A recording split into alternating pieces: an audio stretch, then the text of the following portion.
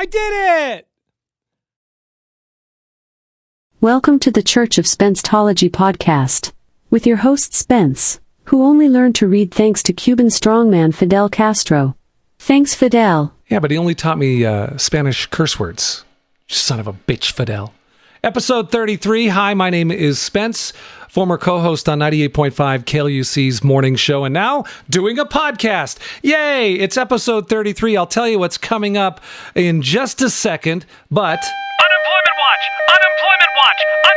watch! Day 55. That's, as of today, 55 days unemployed. I don't say that to be negative or to whine or complain, because I'm fine. I have opportunities. I just haven't fished out the right one yet, all of that. I only bring it up because many of you that listen to this podcast have wondered since listening to the show what I've been doing. And apparently it's been sitting in a spare bedroom in my house talking to myself. So that's good, but unemployment watch at 55 days. News coming soon. God, I hope so. Coming up today on these Church of Spencetology podcast, you may have seen this on my social media as far as my encounter with a bar restaurant that charges ridiculous fees and perhaps some illegal activity that I uncovered. So P.I. Spence will bring that out. We also have a Twitter hot take with our buddy Ian from the Dave and Mahoney Show, and a song of the week titled, and this is the full title, I'll Never Let You Know That You Look Terrible in That Outfit. So that is all headed your way, but first, Dateline's Keith Morrison reads addresses from the phone book. 261 Lisa Lane, 147 Bait Shop Road, 443 Foster Road, 412 Highway 31, 102 Sweet Gum Lane, 955 Blackjack Mountain Road, 420 Hill Loop, 100 Silver Fox Road. There is nothing that man can't read that doesn't turn me on. Murder has never been so sexy, thanks to Dateline's Keith Morrison. So coming up on the Church of Spencetology podcast, if you're a tourist, you're aware here in Las Vegas on the Strip, all the different fees, parking fees now, resort fees, how much booze costs on the Strip. If you're a local, you're all aware of it and you just avoid it. But when you come across a place that adds fees and then hides them in different places, it gets a little infuriating. I'll discuss something that just happened to me after a Vegas Golden Knights game in just a second. The Church of Spencetology podcast, however, is brought to you by the Girl Scouts of America. The following is a message from the Girl Scouts of America. Hi, I'm Eve from the Girl Scouts. We are all very sorry to hear about the Boy Scouts. And they are bad with their money. At the Girl Scouts, we make money. A lot of money. Because we sell cookies. I learned about money, sales, inventory, and financial management. My current portfolio is diverse in stocks, bonds, and real estate. And my 401k is booming. For those boys who want to work, maybe you can sell some cookies. But you're going to get paid 20% less than us. And clothing, you boys, and giving my dimes my cookie money. Got it? This has been a message from the Girl Scouts. Hashtag me too, mother. Always comedy gold when the kids curse. By the way, it's only fair that we play the rebuttal from the Boy Scouts. Now, a message from the Boy Scouts of America. Hi, I'm Koa from the Boy Scouts. You may have heard my little sister talking mess. This from a girl who can't tie her own shoelaces and thinks Vampirina is real. She bragged about her cookie sales. For a record, she hasn't sold one thin mint. My mom makes her employees and co-workers buy all her cookies. This bankruptcy thing, it's not my fault. It's adults. You know, most of you guys are idiots. In closing, I like to repeat the Boy Scout oath, which is boys rule, girls drool. Thank you. This has been a message from the Boy Scouts. You're listening to the Church of Spencetology podcast, now with a bigger audience than the XFL. Well, we're now at 8. So, Twitter hot take coming up in just a second, plus my song of the week. We, living in Las Vegas, we are well aware of all the fees, resort fees, parking fees. We know that if you're going to buy booze down on the Strip, it's going to be exorbitantly higher than anywhere else in town. That's why for the most of us that live here, we avoid going down there because it's ridiculous. Those prices are for people that are visiting. Shocking. They're trying to get every penny out of you they can. It's their business. That's what they do. But for me, the hidden stuff or the stuff that's kind of fishy really infuriates me. And if you were on my social media at all last week, you saw this incident, but there is more to the story. So after the Golden Knights game, meet some friends at a bar restaurant just there in the park. And I go to the outside bar and I purchase a shot of single barrel Jack and a Modelo. Now, the price of that is $26. I get it. $9 for a Modelo, a little 8 ounce is ridiculous. And a shot of Jack, it wasn't just Jack, it was single barrel. $18 is obnoxious. But I'm not complaining about that because I know from living here that I'm going to pay extra. If you go to the Golden Knights game, you're paying $16 to $19 for a tall boy of Bud Light. It's just a fact. That's how it works. So I'm not complaining about that. I look at the receipt and I notice that it says service charge, 16%, along with tax and whatever. Now, I don't know what the service charge is for. People on Twitter would say, hey, stupid, that's the service. You're paying for their service. It's a tip. It's a gratuity.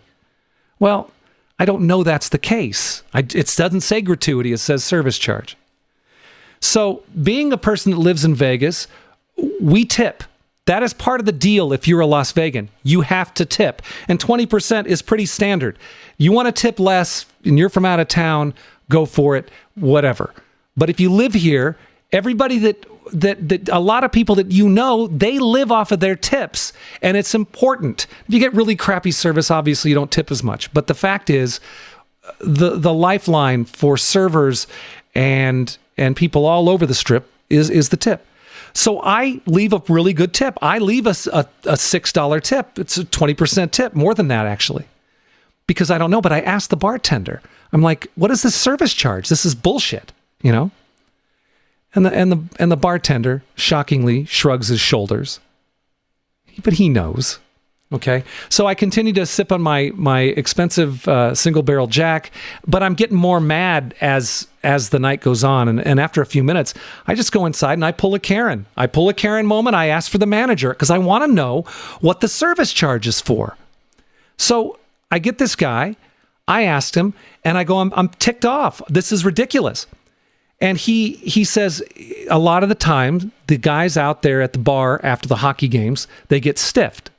So they've put this in here as basically a tip, and all the money goes to the servers. That's what he claims.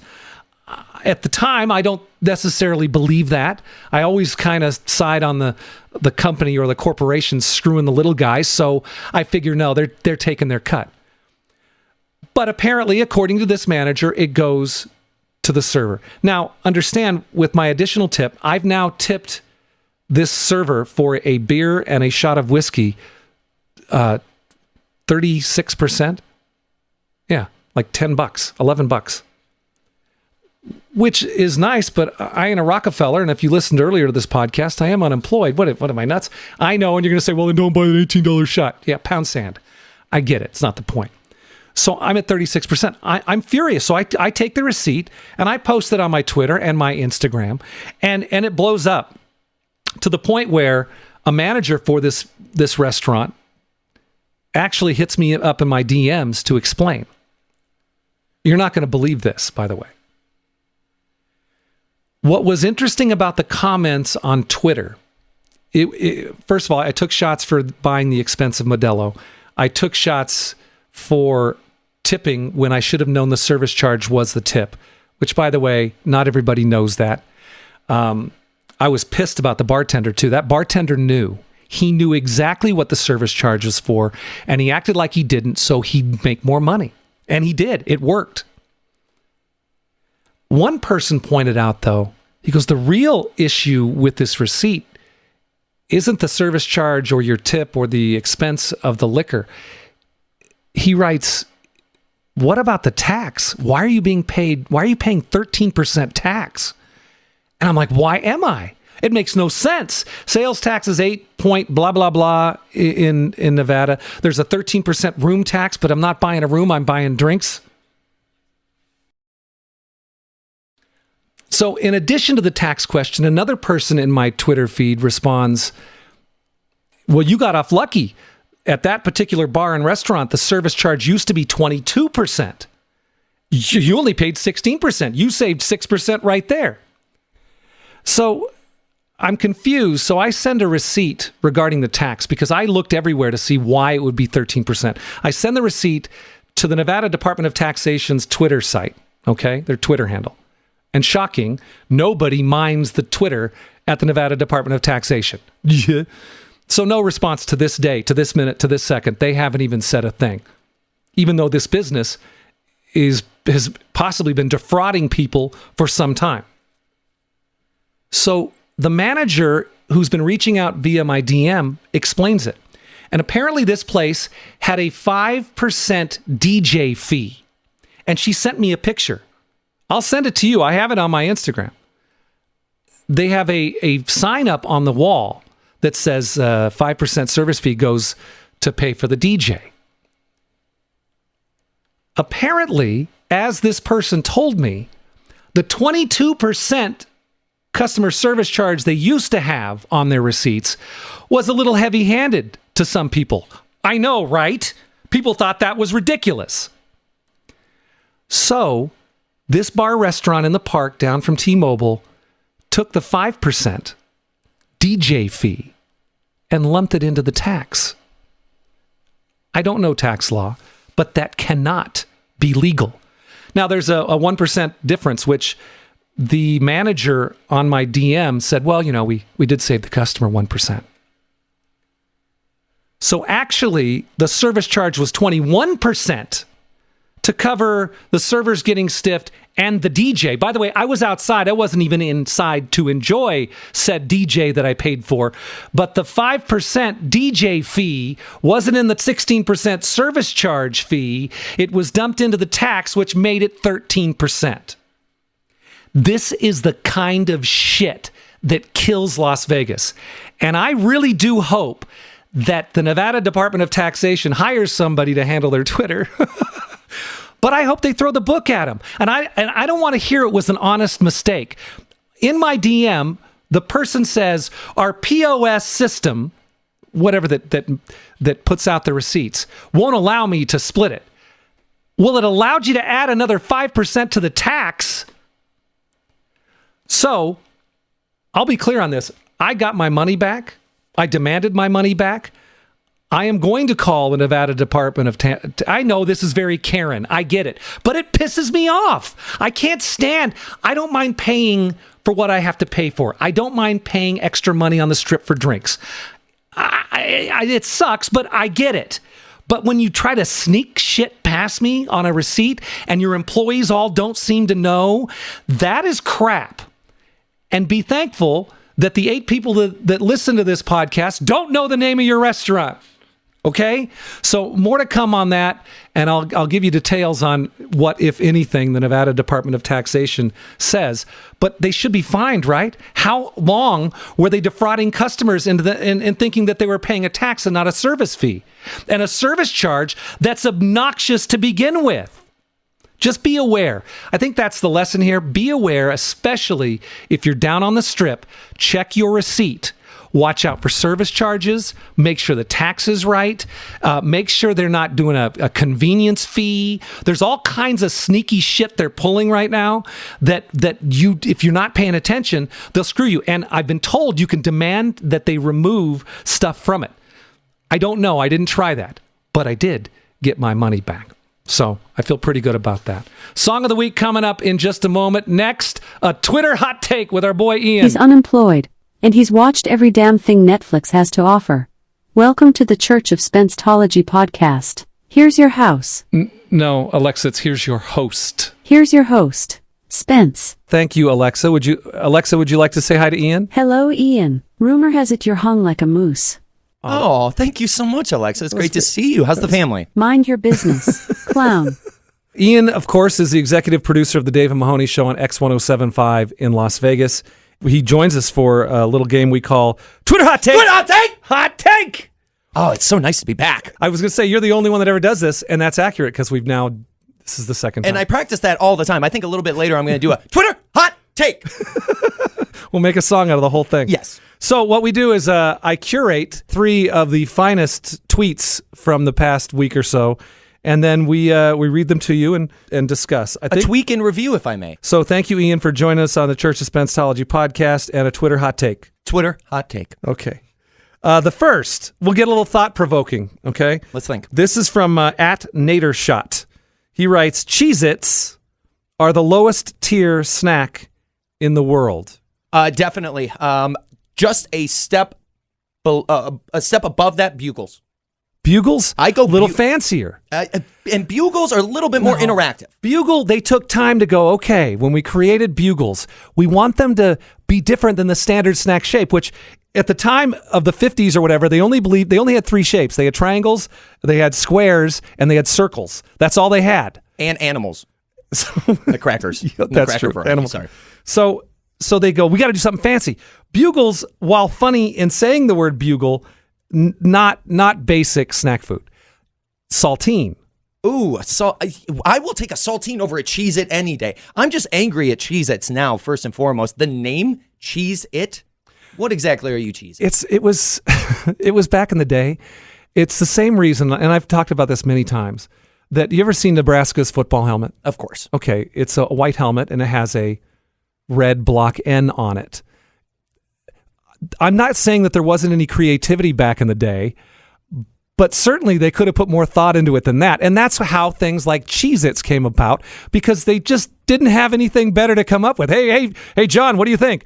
Well, they're cheesy. Okay, Cheez-Its, done. Perfect. Game on. Secondly, this is from I Am Cardi B. This dick and rice diet doing me good. Smiley face. How does she organize that? Like, is it D during the day and then rice at night? How does she portion the D? Well, and my biggest concern is, do you have D and rice after 6 p.m.? Oh, that's true. I've heard you shouldn't have a large meal before bedtime. I did have rice the other day after 6 o'clock, and I did regret it the next morning. But the D, I can't say I've ever really experimented with the D in that regard. Does she meal prep? Have we looked at her Instagram? I got to believe there's meal prep. My concern is, and I don't know, where she's getting her D. Is it filling enough? I'm guessing if my wife went on the D and rice diet, she would be emaciated in short order, my friend. In short order. So, we're all looking to get our bikini bodies. This may be something that Cardi B is recommending for you. All I'm picturing is penises in Tupperware, just in the refrigerator. Or yeah, because Monday, Tuesday, Wednesday. You want to get a cheap bag of dicks. I also want to know what kind of rice she's going with. Is Uncle Ben involved? Is it brown rice? Is it white rice? I think that these are important questions. She needs to elaborate. Thank you, Cardi. When you order at Chipotle, do you order the white rice or the brown rice? I'll go white rice. You go white rice? Brown rice is healthier. When you go white, everything's all right. That's what I hear. Nice hat.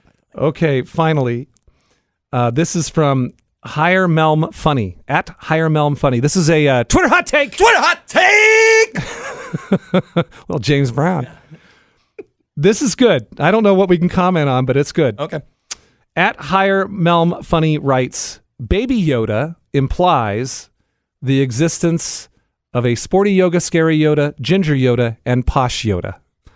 True or false, Ian? I completely agree with this. And I have such disdain towards Baby Yoda, but if you throw some Adidas sweatpants on that thing and a sports bra for sporty Yoda, I am all for it. I am hoping in the next season that's what it's all about. And what we discover is this is a Star Wars version of how the Spice Girls got together. Don't you think? And they're going to go out to some planet, and it's just Baby Yoda and the Mandalorian, and the Mandalorian becomes a super agent, and he's like, "Yes, I'm going to take you." And so they go to this other planet, and out comes, like you just so beautifully described, Yoda in a sports bra and an Adidas sweatpants, and we're like, oh my God. And then they find two-part harmony. We're like, oh my God. I'll tell you what I want, what I really, really want. And then they'll make a movie off of it, and then Meatloaf is going to be their tour bus driver. It's going to be a whole thing. And they're finally going to go on tour in Spice World. That's where they go, right? Thank you, Ian, so much. Ian, of course, is executive producer of the David Mahoney Show on X1075 here in Vegas. And this has been another Twitter Hot Take. Twitter Hot Take. Hot Take. It is episode 33 of the Church of Spencetology podcast.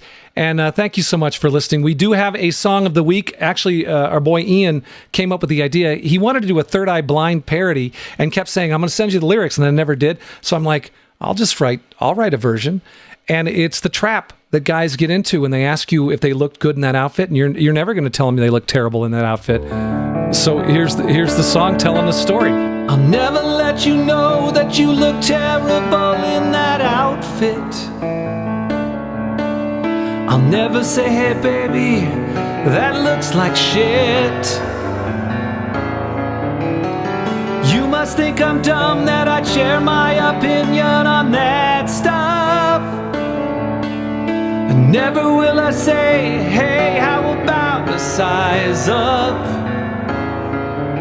'Cause I value my life, I value our home, I value our two precious children. If I dare open up, say one little peep, she'll straight murder me in my sleep. Last night I let her know that she looked terrible in that outfit. Against my better judgment, I said, you're looking kind of big.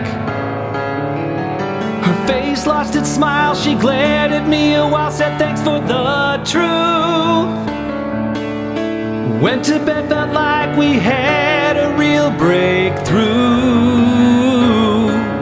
I went missing that night, a victim of homicide, the subject of a story on Dateline. In her orange jumpsuit, Keith Morrison in the room before he began the interview. He leans over and whispers in her ear, I ought to let you know that you look terrible in that outfit. You know, you can catch all the songs of the week and other content on my YouTube, as well as my website. Alexa has the details. Follow Spence on YouTube, Twitter, Instagram, and Facebook at Spencetology. At SPENCETOLOGY, and check out Spencetology.com. Yeah, what she said. And if you want to email for whatever reason, please, Spencetology@hotmail.com. Thank you so much. This has been episode 33 of the Church of Spencetology podcast. Thank you for listening. Rumor has it you're hung like a moose.